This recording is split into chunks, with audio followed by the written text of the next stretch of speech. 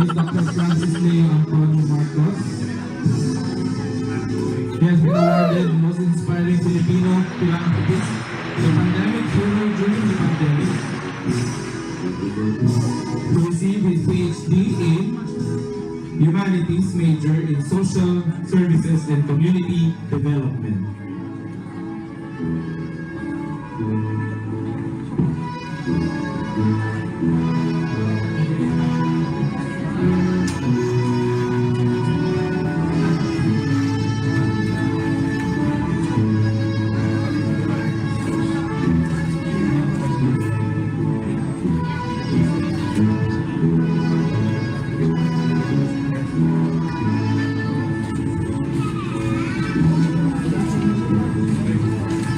Congratulations once again, Dr. Francis Leo Antonio Marcos.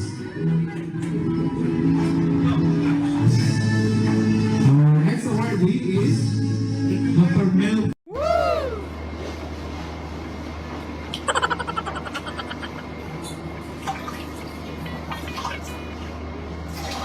Andito ako sa lounge ng PAN ng Philippine Airlines.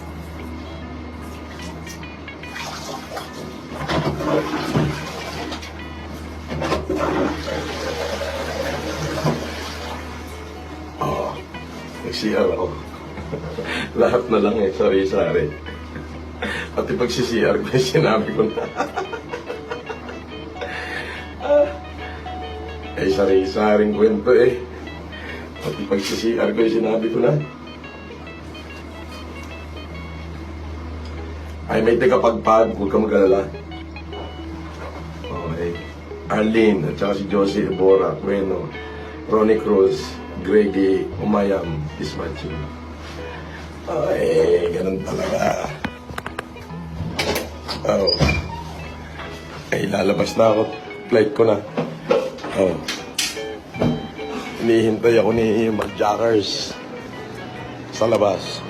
Graduate kayo ng Cambridge, London. Ba't wala po kayong table manner? Umutot kayo. Steak. Wagyu. Wow. Ay, anong pakialam mo? Gusto mo utotan kita sa mukha, singhutin mo, bigyan kita 50,000 Oh. Mga ate at mga kuya, naniniwala ba kayo sa doktor? Ganito ba itsura ng doktor niyo? Totoong doktor ba yan? O ganito ba itsura ng doktor ninyo? Sa tingin niyo, sino mas magaling at mas ma-effective na doktor? Ang below. Kalbo ka lang